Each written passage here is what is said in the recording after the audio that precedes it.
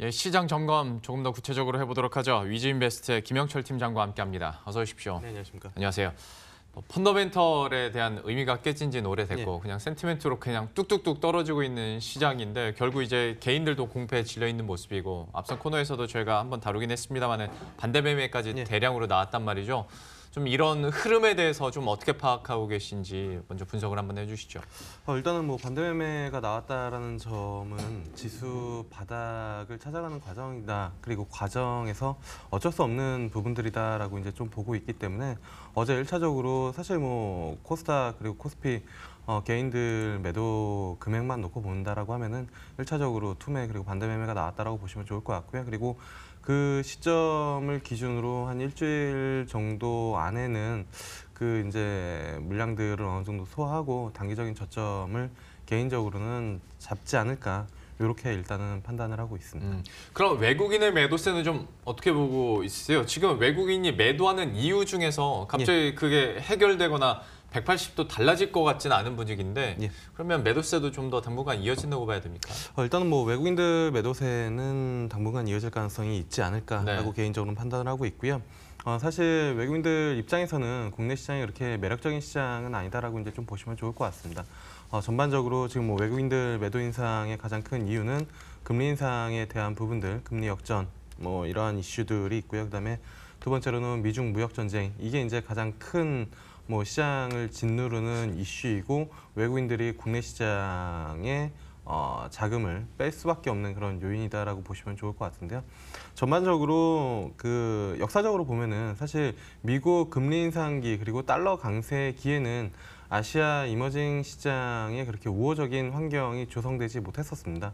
뭐 10년 위기설 이야기들도 많이 하고 있지만 98년도에도 그랬고 2008년도 금융위기도 그랬고 이번도 마찬가지인데 다 금리 상승기에 대한 그런 부분들이고 어쨌든 여러 가지 요인으로 인해서 아시아 이머징 쪽에서 자금이 빠져나가는 그러한 이슈들인데 뭐 가장 크게 보면은 외국인들 입장에서는 사실 외국인들이 아니라 개인 투자자분들도 생각을 하셨을 때 A은행은 금리를 2.7%를 주고 이쪽은 2%를 준다라고 하면은 당연히 2% 주는 데서 자금 빼가지고 2.7%에 넣는 게 상식적인 투자자 그리고 뭐 기본적인 투자의 원칙이기 때문에 그러한 부분들이다라고 보시면 좋을 것 같고요.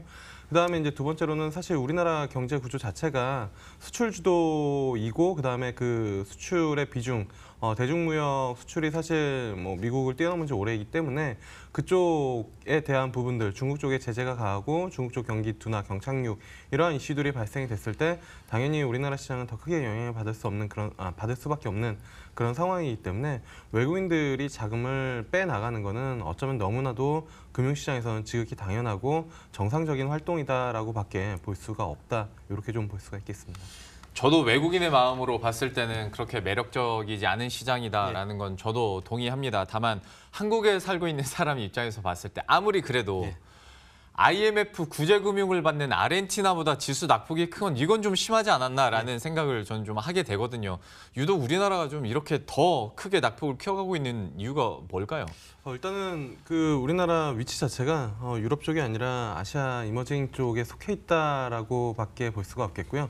외국인들이 이제 유독 뭐 우리나라를 많이 매도를 하는 것처럼 보이는 그런 부분들 수치적으로 분명히 나오고는 있는데 외국인들이 올해 들어서 10월 달에만 4조 5천억 원 이제 매도가 나왔다고 이제 지속적으로 기사화가 되고 있는데 아시아 이머징 보면은 사실 한국, 대만, 인도, 태국, 인도네시아, 필리핀, 베트남 이쪽에 있는데요.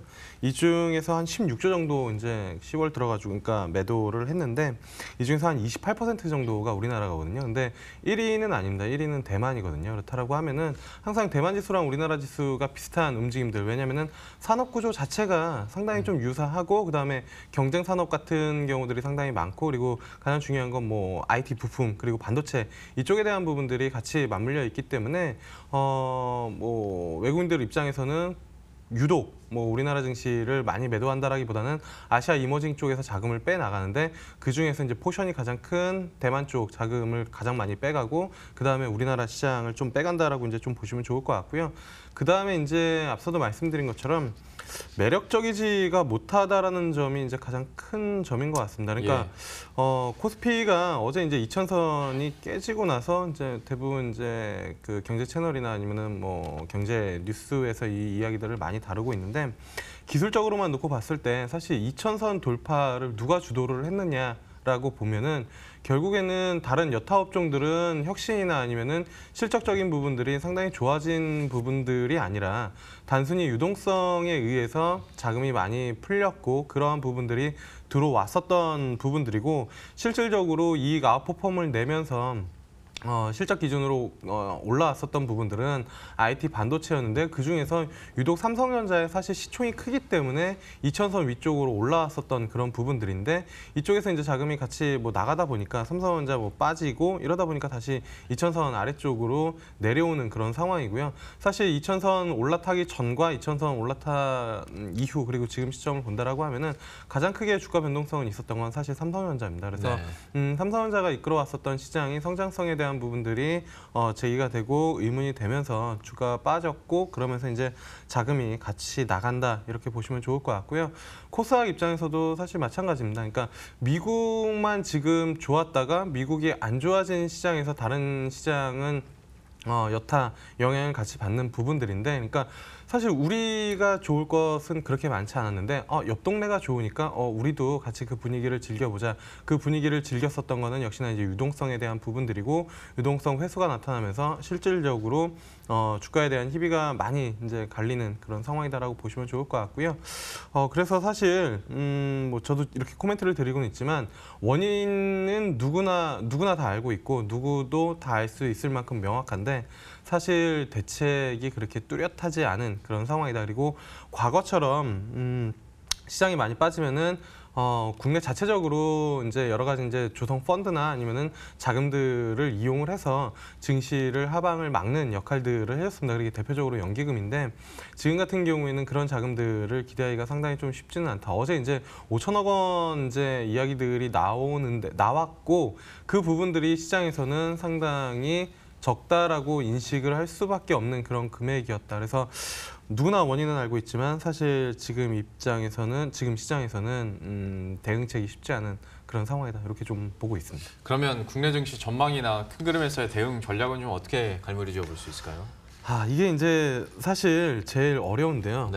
항상 증시 이제 격언 중에 그게 있습니다. 그러니까 주도주가 꺾이면 시장이 꺾였다라는 부분들인데 그거는 어느 시장에서도 마찬가지였고 왜냐하면 주도주 위주로 시장을 끌고 나갔다가 그 주도주가 꺾이고 새로운 주도주가 바통을 터치를 하면은 증시를 다시 끌어올리는 활성화 원동력이 되는데 일단은 미국 시장 같은 경우에 팡주들 기술주 중심으로 시장이 올라왔었던 부분들이고 그러한 부분들이 전체적으로 유동성을 바탕으로 비롯됐었던 부분들인데 우리나라 시장에서도 일단 성장주 부분들이 일단은 꺾였거든요. 그래서 가장 선제돼야 될 것은 미국 주식에서 이제 성장주들이 다시 이제 올라타야 되는 그런 부분들이고 그러한 분위기에 힘입어서 우리나라 주도주들이 반등이 선제되어야 된다고 보고 있습니다. 그리고 선제되어야만 일단은 뭐 증시가 반등을 할 수 있다라는 부분들 그렇다라고 하면은 시장이 반등할 때 그런 종목들 위주로 가장 빠르게 올라올 수 있기 때문에 지금 상황에서 뭐 현금화 전략은 개인적으로는 의미가 크게 없다라고 보고 있고요.